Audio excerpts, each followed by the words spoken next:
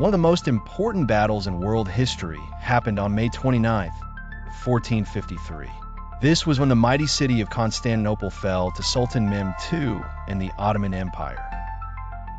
Once upon a time, Constantinople was a grand and powerful city. For over 1,000 years, it stood as the capital of the Byzantine Empire, a place full of beautiful buildings, bustling bazaars, and a rich history. Mehmed II, just 21 years old, had big dreams. He wanted to capture Constantinople and make it the jewel of his empire.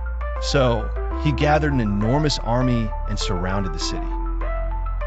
The Byzantine defenders, led by Emperor Constantine XI, did their best to protect their home. They stood bravely on top of the walls, shooting arrows and trying to stop the advancing enemy. But they faced a huge problem. The Ottomans had brought a giant cannon called the basilic. This enormous cannon could fire huge stones that smashed the city's walls. On the morning of May 29th, Mehmed gave the order for the final attack.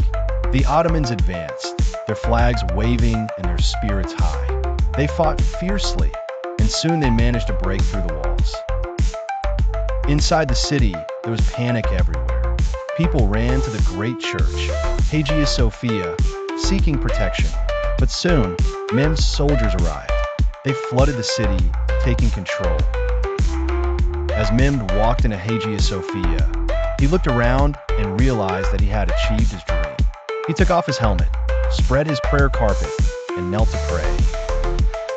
Then he declared that Constantinople would now be called Istanbul, making it the new center of his empire. This marked the end of the Byzantine Empire and the rise of the Ottoman Empire. The city of Constantinople had stood for over 1,000 years, but on that day, it fell. The world was forever changed, and a new era began.